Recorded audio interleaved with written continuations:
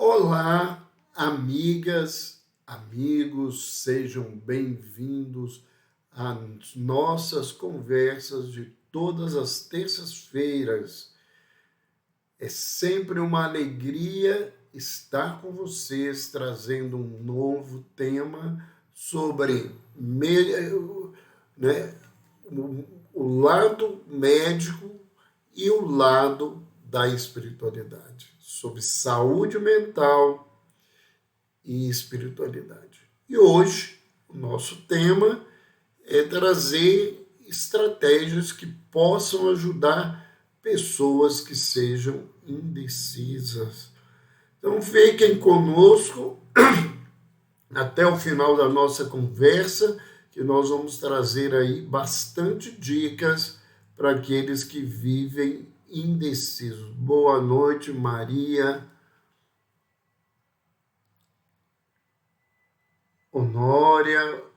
Boa noite, Denise Siqueira. Vera Lúcia Oliveira, seja bem-vinda. Cida Gamarano. Margarete Altma Cesarino, boa noite.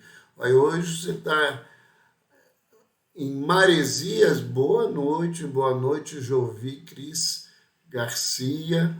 O nosso tema hoje é sobre indecisão. E nós vamos aguardar a entrada de mais algumas pessoas, porque as pessoas que estão sendo avisadas nesse instante que nós estamos ao vivo. E nós aí vamos conversar. Lembrando desde já que a nossa live não fica gravada no Instagram, que todos vocês que estão aí podem participar do chat, dar a sua contribuição, a sua visão, trazer as suas dúvidas. O nosso propósito é poder compartilhar com vocês essas coisas. Uma semana de pausa no escritório sempre bem merecida, né, Margarete? Quando a gente está trabalhando, às vezes a gente precisa, todos nós precisamos de uma semana para refazermos essa caminhada. Vamos começar, né? Boa noite, Kátia Ivo, boa noite, Ana Lúcia, sejam bem-vindas. Então vamos lá. Primeiro, esse é um problema que a gente convive todos os dias. Uma família vive sem ter alguém que é indeciso. E às vezes essa indecisão, ela paralisa a vida das pessoas. Eu me lembro de algumas pessoas que são indecisas e que convivem com a gente e que às vezes não conseguem caminhar quando elas têm que decidir.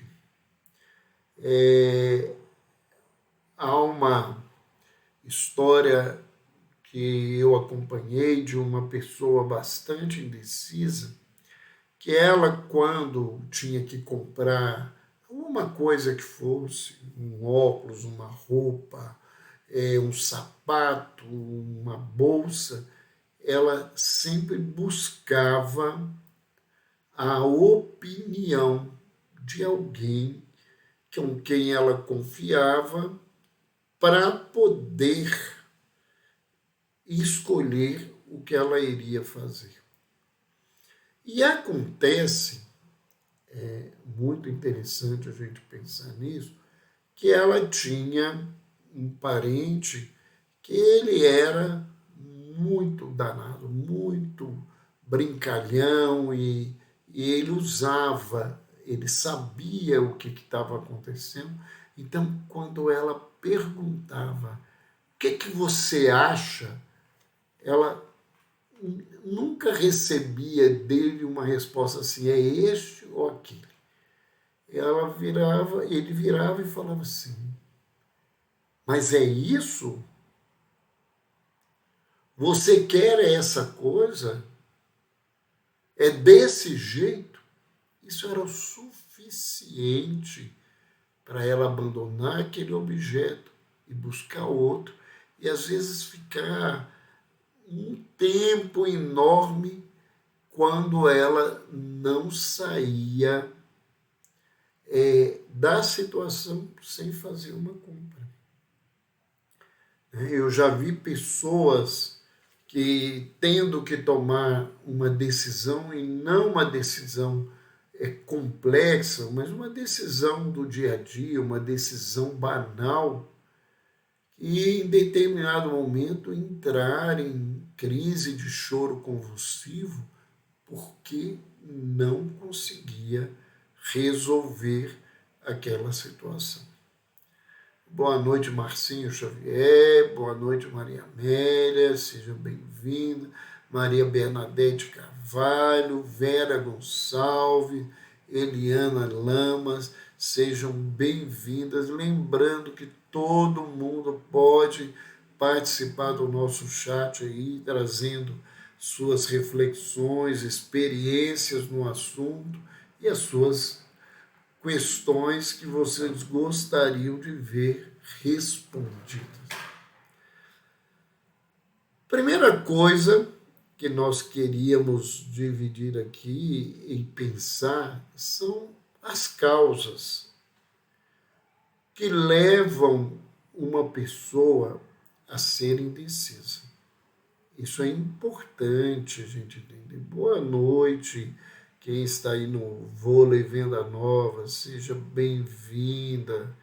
Então, nós temos que entender o que leva a fazer esse trabalho. A pessoa do vôlei também, o senhor voltou a clinicar? Eu estou clinicando. O que eu parei foi de atender pacientes internados. Mas eu continuo clinicando sim, eu continuo trabalhando normalmente. Vamos lá. A primeira coisa é a insegurança. As pessoas que elas se sentem fragilizadas ou que a vida levou-as a se sentirem fragilizadas, elas geralmente têm um medo muito grande, e essa insegurança, ela é muitas vezes um medo de errar. Todos nós temos medo de errar. E por isso que escolhas muitas vezes são muito difíceis. Todas, né? Todas as pessoas têm medo de errar. Algumas pessoas, esse medo, ele é ultrapassado, né? E o indivíduo, sabendo que dentro da escolha existe um erro, né? Você tem sempre 50% de chance de acertar e 50% de chance de errar, e essas pessoas conseguem caminhar. Mas não é o problema especificamente do escolher, é o problema do resultado da escolha. Elas se cobram que elas têm que ter um grande resultado. Por quê? Porque elas temem mostrar a insegurança que está dentro delas, e isso é muito ambíguo, porque a postura de não conseguir escolher, ela já por si só fala dessa insegurança. Né? Então, além da questão da fragilidade, tem a questão do perfeccionismo. Tem pessoas que sofrem porque elas têm que escolher o certo. e nós não temos o tempo todo a certeza diante de algumas condições. Essa insegurança e esse perfeccionismo, essa necessidade de estar certo, há uma pesquisa que foi feita na metade do século passado, na primeira metade, em que eles levantavam o seguinte: eles queriam saber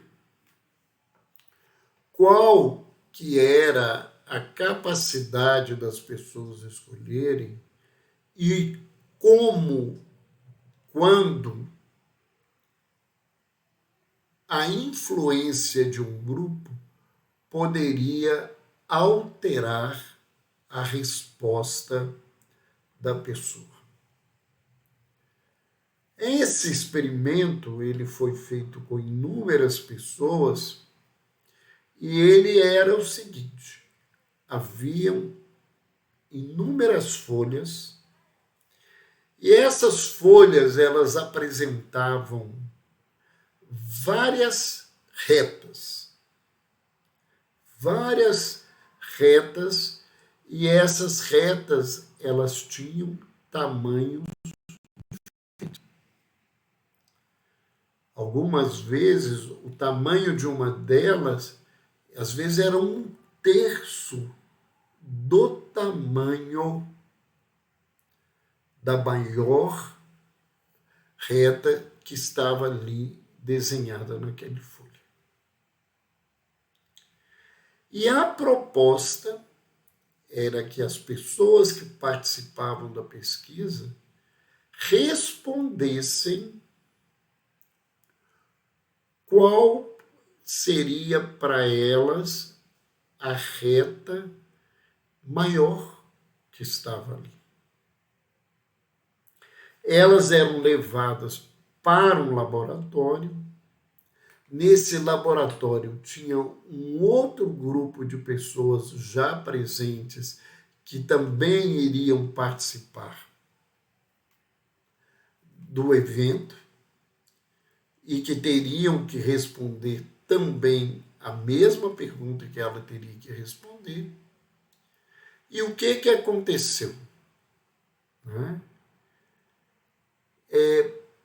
O que ela não sabia é que naquele laboratório ela era a única pessoa que estava sendo pesquisada. Que as demais pessoas que estavam participando eram atores muito bem preparados para responderem as perguntas conforme um roteiro que já estava montado, para ver a capacidade delas responderem. E o que acontecia? Nas 2 ou 3 primeiras folhas, quando a pergunta era lançada,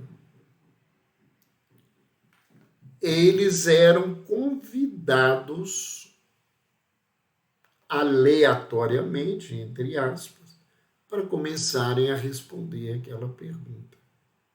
E os atores estavam preparados para responderem a reta que estava exata, que era a maior que estava ali. A partir da terceira folha, eles começaram a dar respostas, algumas um tanto díspares, mas sempre com uma maioria do grupo dando uma resposta errada. E o que aconteceu ao final da pesquisa? No final da pesquisa, se percebeu que 1/3 aproximadamente daquelas pessoas que estavam ali sendo pesquisadas, elas passaram a dar uma ou mais respostas erradas a partir de acompanhar as respostas do grupo. E que 75% das pessoas, elas chegaram a dar diversas respostas erradas. E por que se percebeu isso? Por causa de que, quando elas viam o grupo dando uma outra resposta, surgia 2 tipos de impressão. A primeira, a da indecisão. Será que eu estou vendo certo? Porque a maioria das pessoas estão vendo de outra forma. Ou um outro fato social verdadeiro, e que a gente chama de efeito de manada, que é quando as pessoas, num grupo, passam a se comportar como grupo, mesmo que aquilo seja contra a sua formação, né, para pertencerem ao grupo e para não serem pessoas incompetentes, porque a grande maioria tinha uma postura que parecia certa. Então, para que elas não fossem vistas como incapazes para a resposta, elas davam uma resposta errada. Isso tem muito a ver com o nosso perfeccionismo. Isso tem muito do medo da gente não pertencer ao grupo. Um outro fato que leva as pessoas a serem indecisas é a falta de conhecimento dos nossos próprios objetivos. Quando a gente não tem clareza do que a gente quer, a gente tem dificuldade de decidir o caminho que nós vamos fazer. Então, se eu tenho certeza que eu preciso ir ao bairro tal, à loja tal, à instituição tal, e que ela fica em tal local, eu vou fazer o caminho nesse sentido.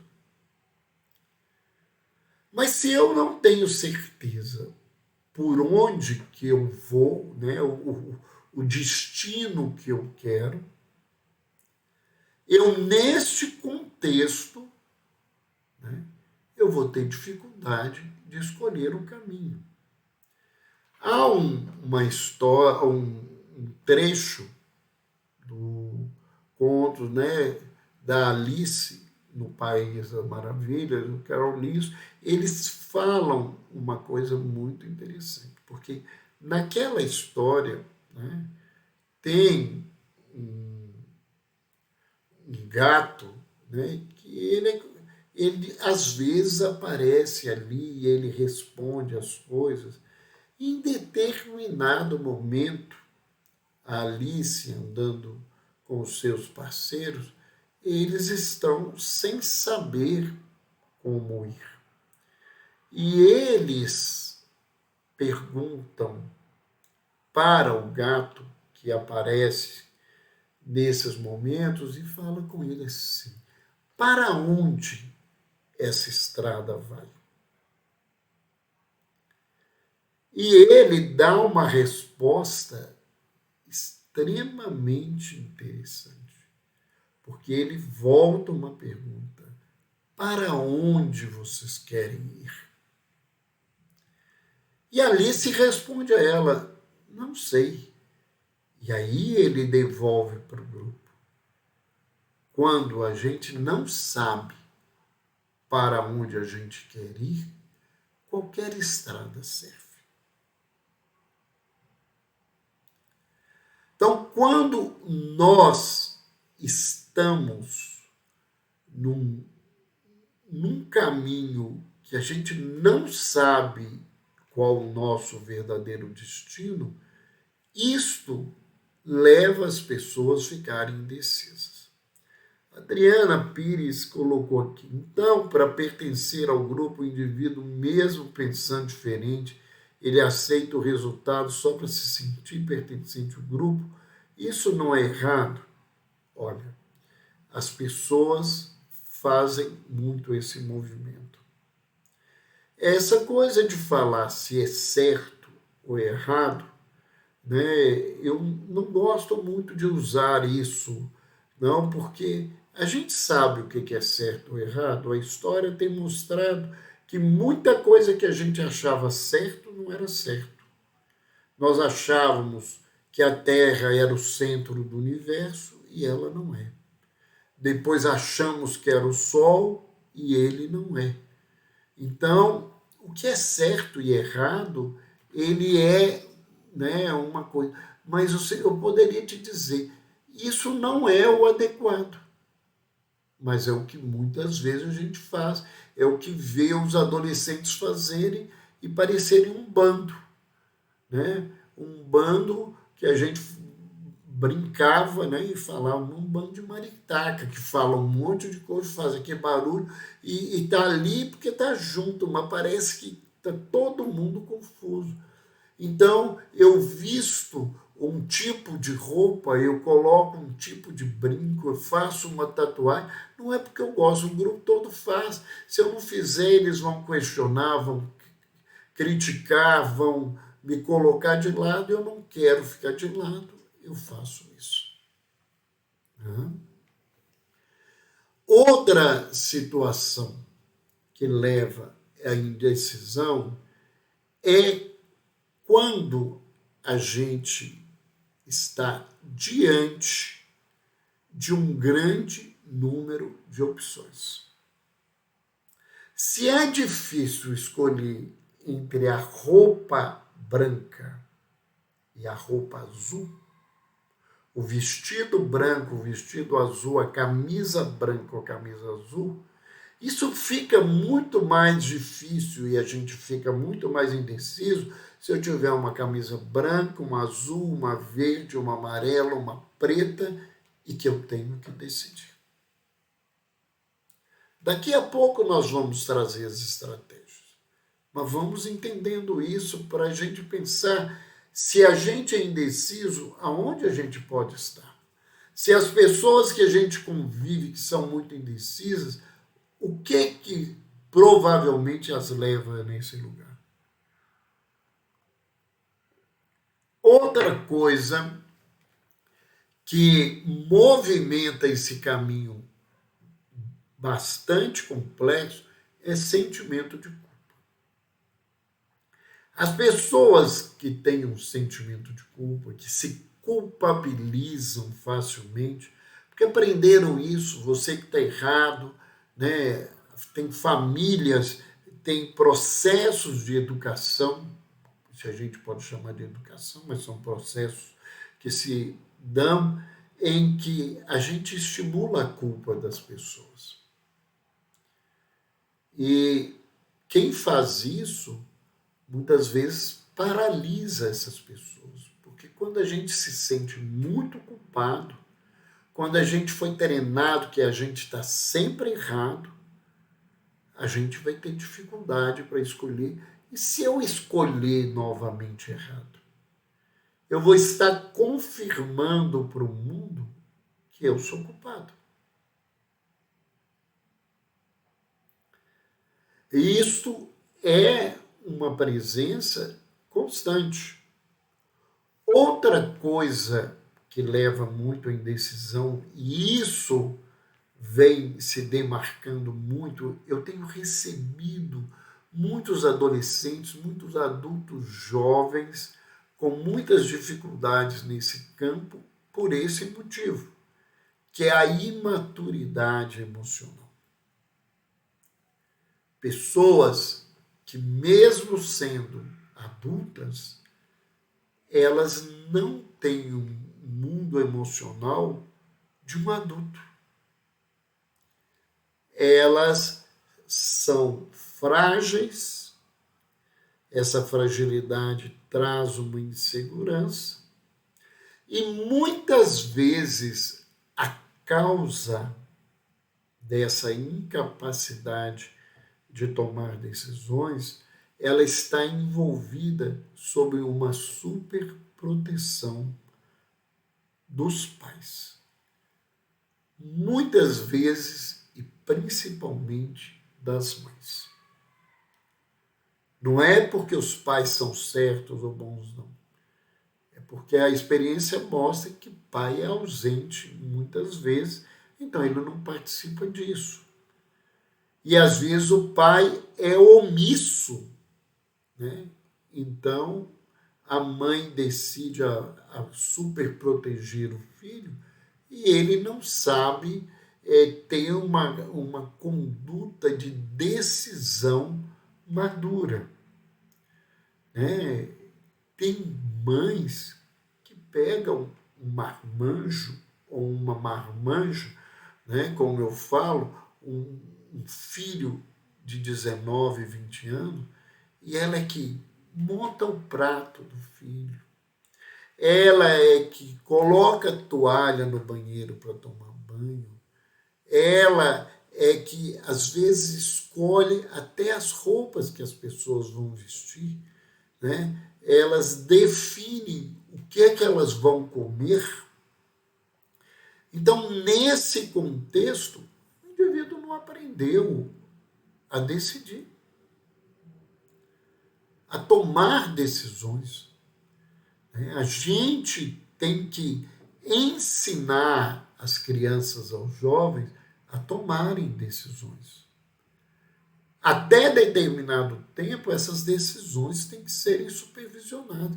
Mas a partir de um determinado tempo, eles têm que tomar decisões.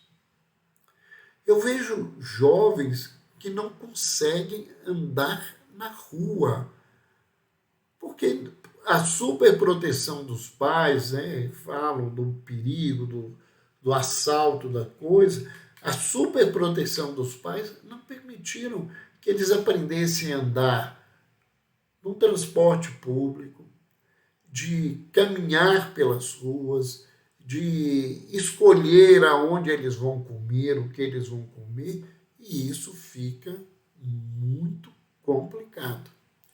A Margarete está perguntando, a baixa autoestima também ajuda a atrapalhar, não é? A baixa autoestima, ela é um sinal, né, dessa imaturidade que a gente tem dentro de nós, que pode ser fruto de muitas coisas aí. Outra questão, e que aí ainda envolve a baixa autoestima, é a necessidade de agradar terceiros. Então, em vez de eu escolher, eu permito que alguém escolha por mim. E às vezes essas escolhas, elas vão ser complicadas. E às vezes elas não deveriam ser abandonadas pelas pessoas. Né? Há histórias de que, né, o filho nasce e, em vez da mãe e do pai escolherem o nome do filho, isso é delegado aos avós, é delegado a alguma pessoa, né? Porque ela é importante na vida, enquanto o nome do meu filho, ele tem um significado, ele tem um lugar, ele tem um contexto, pelo menos, né, eu vejo dessa maneira, a experiência, né, o nome dos filhos em casa, eles foram trabalhados. Né?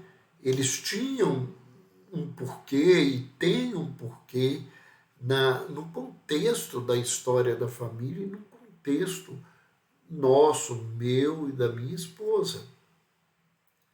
né? Então, a gente não tem que delegar para alguém escolher um nome e depois a gente fica com o nome. Eu mando alguém escolher um nome e dão um nome esdrúxulo e complicado, né? Eu vejo dentro dos pacientes que eu atendi, dentro do tempo que eu trabalhei no Hospital Espírita André Luiz, e até hoje eu faço um trabalho dentro do hospital que envolve isso, saber, né, de ver os casos dos pacientes para a preceptoria poder trabalhar com maior facilidade, encaminhada para pacientes que são importantes os alunos conhecerem os casos. Lá tem nomes que eu fico pensando assim, será que a pessoa, o que ela queria? Ou será que foi outro alguém que deu um nome desse? E às vezes é um nome que se transforma num bullying na vida das pessoas. E ainda uma outra causa são as frustrações e os traumas que a gente já teve diante de ter que escolher certas coisas. Porque às vezes as nossas escolhas se complicam. A Adriana perguntou, alguns pais de hoje são imaturos. Como criar filhos maduros? Realmente eles precisam amadurecer primeiro, né?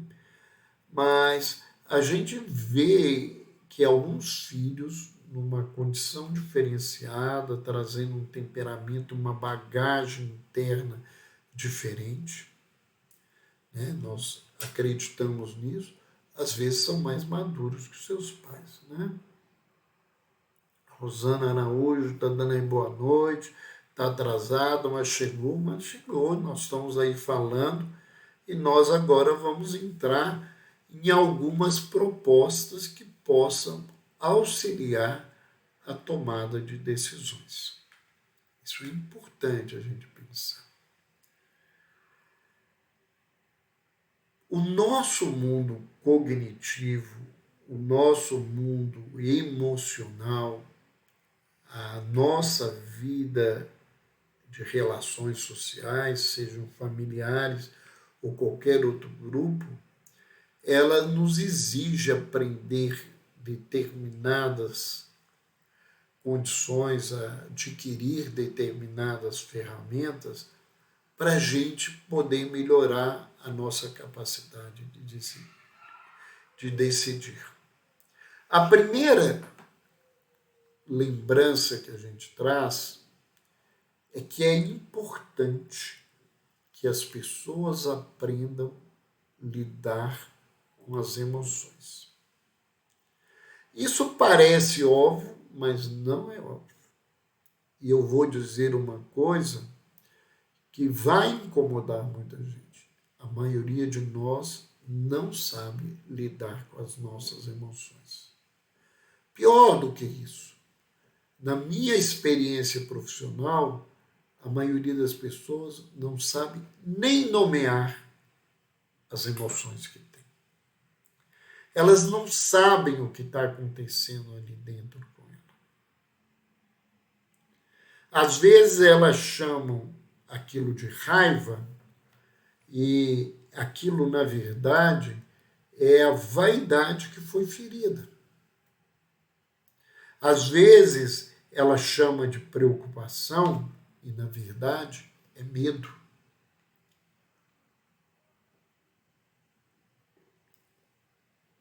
Muita gente diz que está preocupada, mas, na verdade, ela está triste.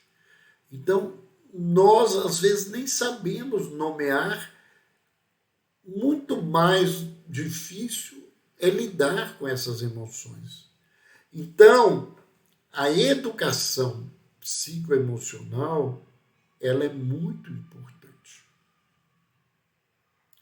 Hoje, as escolas estão começando a dar formação em educação psicoemocional, mas ainda são poucas as escolas, são escolas, às vezes, com um grupo de alunos e de pais e professores diferenciados, e isso precisa ser ampliado. Mas a gente pode aprender a lidar com as nossas emoções buscando, por exemplo, uma psicoterapia baseada em autoconhecimento. O autoconhecimento é uma ferramenta fundamental para a gente aprender a lidar com as emoções. E quem nos acompanha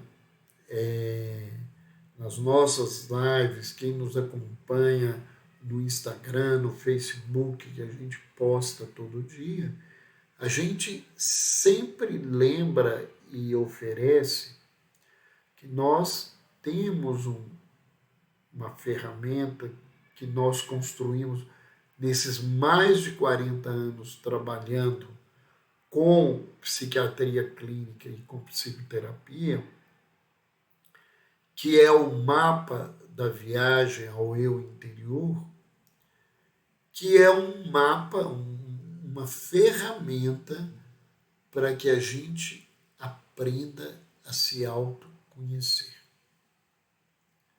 Começar das coisas mais fáceis e mais simples, que às vezes a gente não sabe. Muitos de nós, só para vocês terem ideia de como que a gente caminha nesse método de trabalho, muitos de nós não conhecemos a história da nossa família. A gente não sabe as coisas que aconteceram. Muitas famílias têm segredos que são marcas que seguem a vida inteira, né? Do filho que foi adotado e que nunca foi colocado nesse lugar, que nem ele sabe, nem o restante das pessoas sabem que ele, né, é adotado. E isso tem um significado. Nós, às vezes, não sabemos por que nós temos um determinado nome. Eu trabalho muito com isso no autoconhecimento, porque os nomes têm um significado muito importante, às vezes, na vida da pessoa. Né? Você tem um nome do pai e do avô, isso tem uma carga sobre a pessoa muito grande.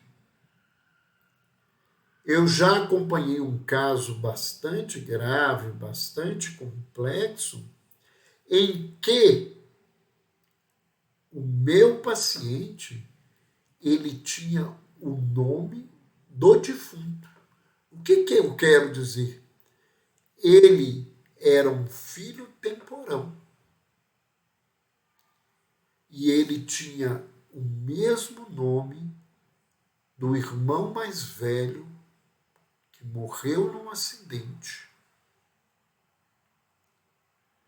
E vocês imaginam o que você recebeu o nome de um irmão que você não conheceu, né? E que é um morto dentro da família.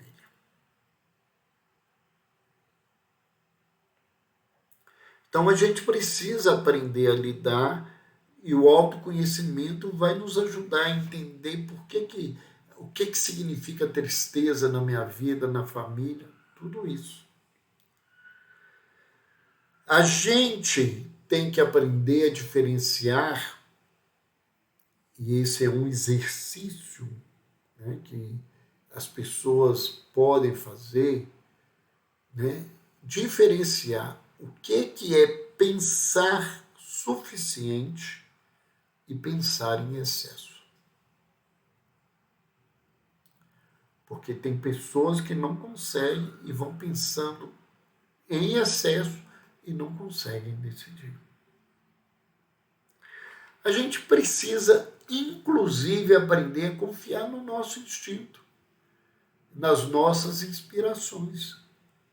Elas não vão sempre estar certas, mas muitas vezes elas são certas, e quando a gente aprende a caminhar com essa experiência, muitas vezes as nossas decisões ficam mais fáceis.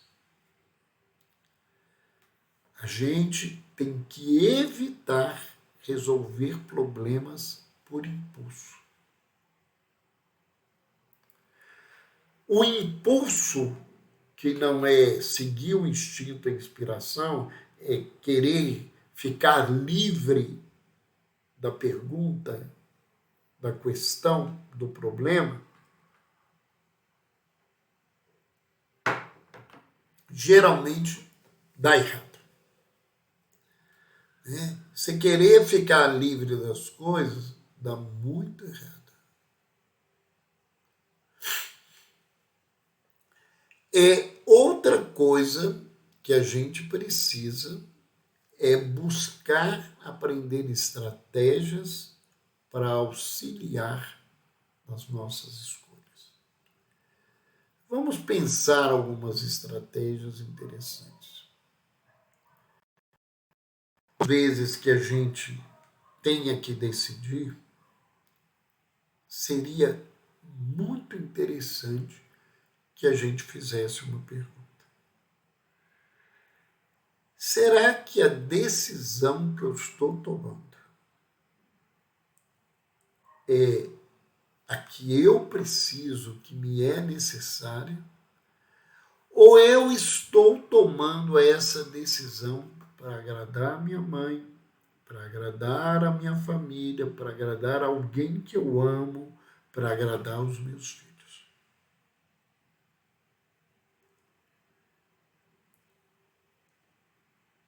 Quando eu penso nisso, se eu consigo ter sinceridade para responder essa questão, eu vou repensar quando eu descobrir que a decisão que eu estou querendo tomar é para agradar alguém e não para aquilo que é necessário realmente. Outra estratégia interessante é concentrar apenas no aspecto atual do problema. Da outra vez eu fiz assim, da outra vez é outra vez. Não é agora. Alguém resolveu assim num lugar assado por causa de uma outra situação. Então, vamos concentrar no aspecto atual do problema. Eu tenho que decidir. Eu vou ao cinema ou eu vou ao restaurante? Eu tenho que decidir. É isso aqui agora. Ah, mas da outra vez? Não, da outra vez não. Agora. Quais as coisas que estão envolvidas aqui? Por que me veio se eu tenho que ir ao restaurante? Por que me veio a questão do cinema? Quais são as coisas, as motivações da minha vida que estão envolvidas nesse contexto?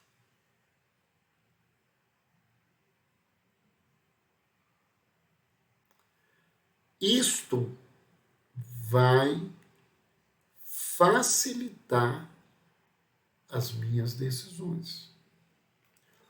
Outra coisa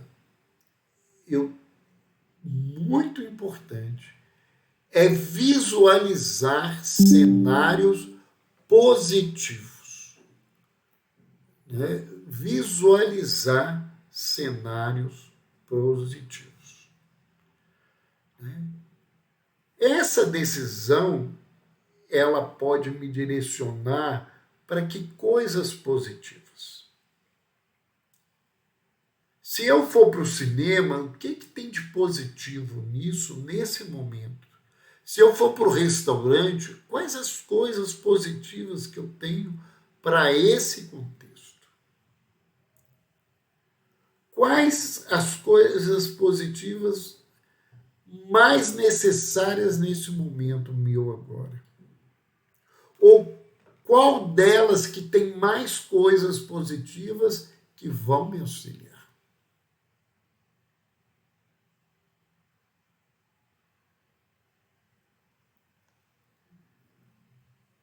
Outra situação, outra estratégia é que a gente deve agir sempre, mas não abandonar a cautela. Então a gente não deve tomar a decisão sem dar oportunidade de refletir nas coisas dos problemas. E dentro dessas estratégias, a gente deve fazer a melhor escolha para a nossa pessoa. Ah, mas isso não é egoísmo? Não estou falando de egoísmo. Estou falando que é só eu ter. Mas eu tenho que tomar a decisão que é a melhor para a minha pessoa. Todo mundo está querendo ir ao cinema. Nós somos um grupo, né? A maioria está falando disso, mas eu estou com muita fome. Eu não almocei hoje. Ou melhor, eu lembrei, eu nem tomei o café da manhã. Já são 19 horas e eu não me alimentei. Então, a melhor escolha para mim é ir para o restaurante. Porque eu posso passar mal, eu posso ter uma queda de glicose, eu posso ter uma tonteira, porque eu estou sem alimentar um dia inteiro.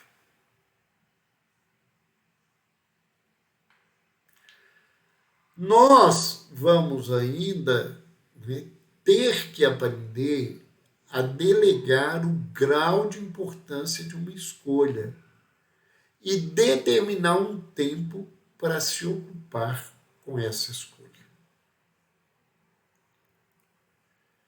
Eu, para escolher qual o curso que eu vou prestar a prova para o vestibular, eu tenho o direito de gastar um tempo para escolher isso, porque isso é uma decisão, né? Tem um grau de muita importância na minha vida.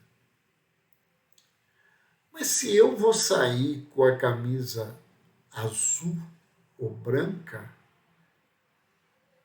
tem um contexto, mas a importância disso não é a mesma. Eu decidir se eu vou sair do atual emprego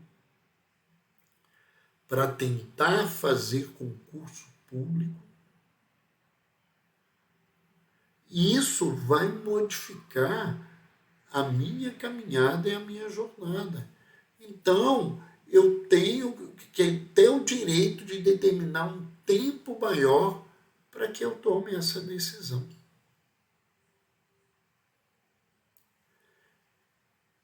Agora, se é mais, a minha decisão vai ser se eu quero uma sobremesa de chocolate ou uma sobremesa de frutas, isso vai me agradar, mas isso não tem a mesma importância de eu decidir se eu vou casar com alguém amanhã, né? Ou daqui a um ano. Né? Isso a gente tem que pensar. Uma outra coisa que ajuda a melhorar a decisão é a gente aprender a verificar o nosso grau de de ansiedade. Se eu estou muito ansioso diante dessa escolha,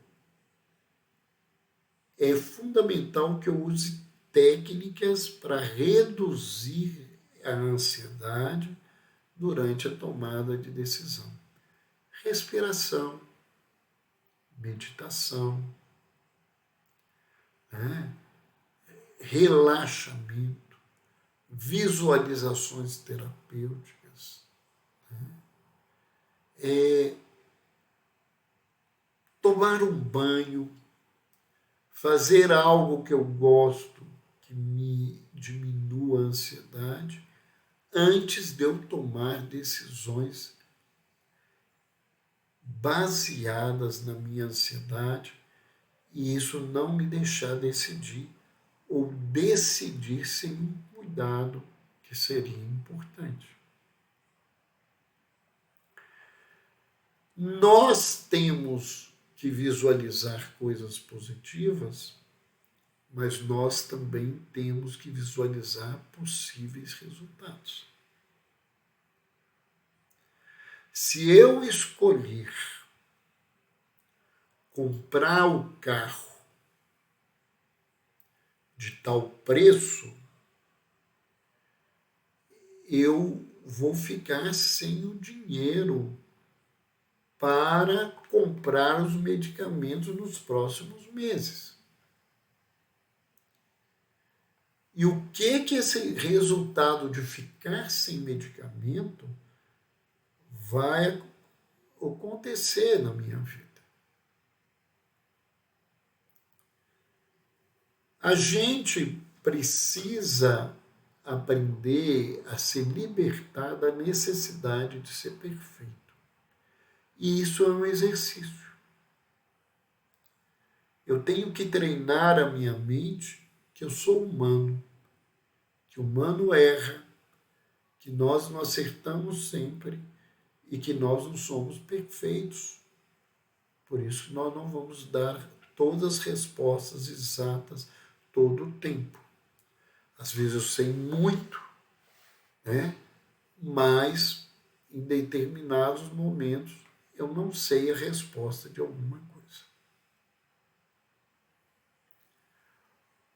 Outra importante medida é perdoar-se dos erros passados. Mas da outra vez eu errei.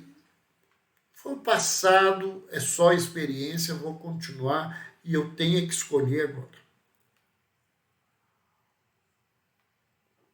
Existem algumas técnicas que são usadas para ajudar a decidir, bastante interessante. Algumas a gente tem determinadas limitações. Por exemplo, se você tem um segundo idioma fluente na sua vida, você não fala só o português, mas fala o inglês, ou o francês, ou o espanhol, o mandarim, seja qual for, você pode fazer essa técnica que eu estou falando, que é tentar pensar no tema que você está decidindo no segundo idioma. Talvez nesse construto você vai entender melhor o que aquilo significa e o que você precisa buscar.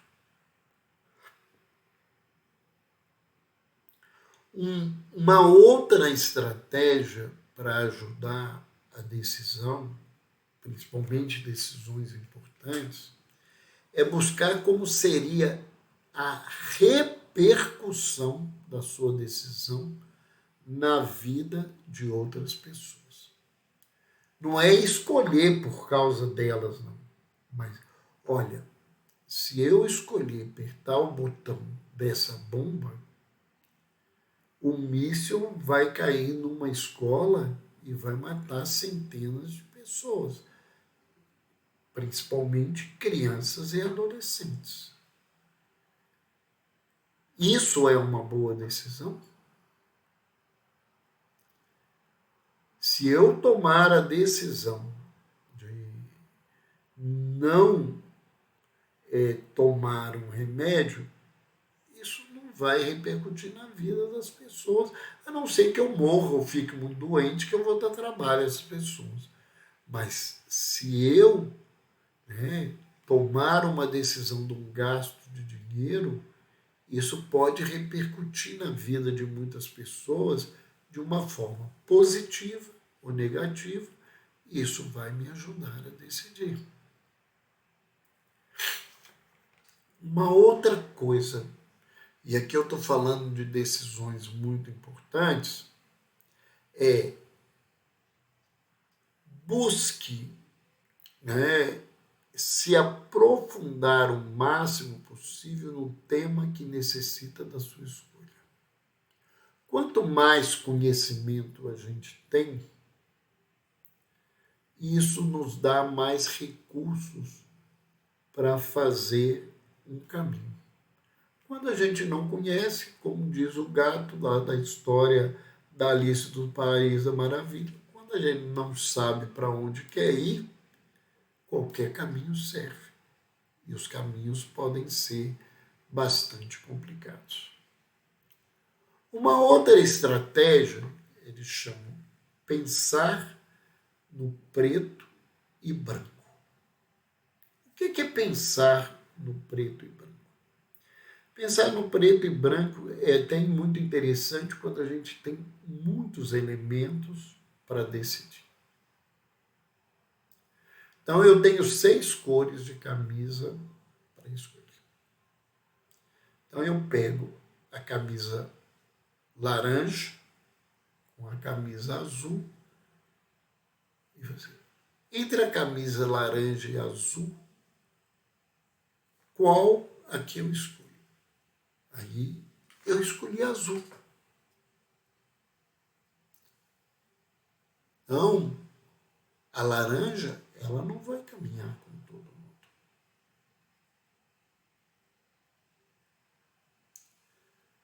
Entre a camisa laranja e a amarela, qual que eu escolhi? A amarela. E aí, em 3 escolhas, a laranja saiu. Então, eu já saí desse lugar. Entre a amarela e a azul, qual que eu escolho? Eu escolho a azul. Entre a vermelha e a azul, qual que eu escolho? Eu escolho a azul. E entre a amarela e a laranja, eu escolho a laranja. A vermelha, eu escolho a vermelha. Eu vou fazendo essas escolhas de pares a par, eu vou ficar no final com um par, que é mais fácil do que eu tiver 10 possibilidades de escolha. E a gente não pode se esquecer que a gente tem sempre chance de errar. Se eu me permitir errar, vai ser mais fácil decidir. Lembrando todo mundo que entrou agora, que essa live ela não fica no Instagram. A não ser quando a gente tem algum problema e a equipe pede que a gente fique com ela aqui, porque a gravação deu algum problema, alguma dificuldade. Semana passada a gente teve um problema nesse contexto, por isso que a live da semana passada ficou no Instagram, mas logo que ela foi editada, ela vai sair de lá. Mas todo o material que a gente apresenta, ele vai para o meu canal. E se vocês não conhecem o canal, é Dr. Roberto Lúcio, é um canal de saúde mental e espiritualidade. E lá eu tenho mais de 300 vídeos no YouTube com temas variados que vocês podem aprender sobre algo que interessa a vocês.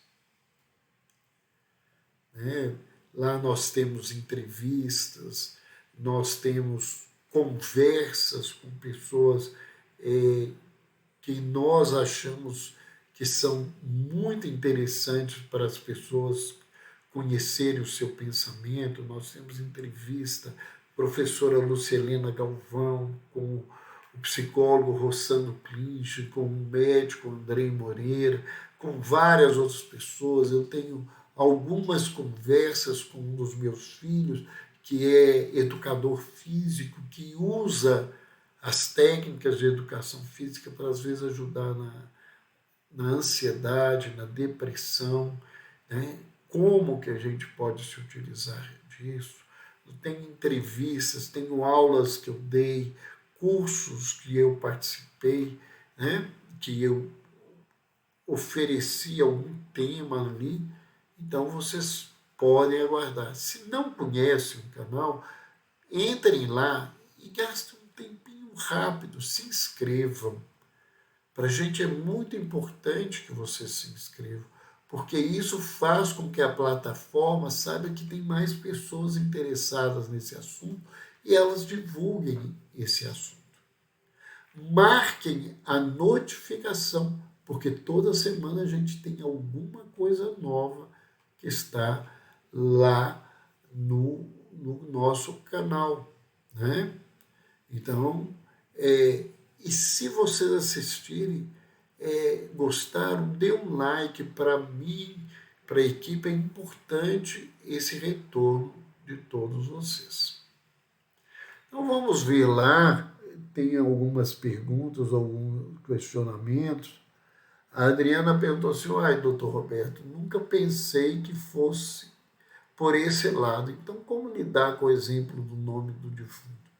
Adriana, não dá para conversar sobre isso aqui agora, né? Mas existem técnicas terapêuticas e, às vezes, isso gasta um tempo para trabalhar com uma situação dessa que a gente levantou, né? Para quem estava aí nos acompanhando, né? Que notícia boa essas escolas fazerem isso, né?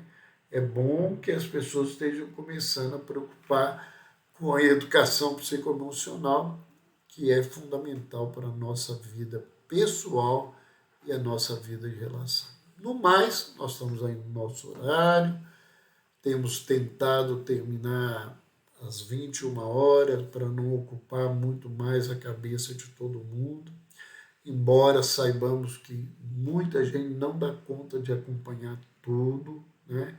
O povo agora vê 30 segundos, 1 minuto. Essa superficialidade, ela é extremamente tóxica para todos nós, né? E o meu trabalho é um trabalho de aprofundar temas muito importantes na vida, voltados à questão da saúde mental e da espiritualidade, com a qual, né, nós trabalhamos, usamos essa ferramenta no nosso atendimento clínico, no nosso trabalho de psicoterapia. Então, para quem nos acompanhou até agora, uma noite tranquila, sonhos lindos, que vocês acordem amanhã muito bem. Para quem está nos vendo no vídeo, bom dia, boa tarde, que estejam sempre participando conosco. E, no mais, um beijo no coração e até a próxima semana com mais um tema.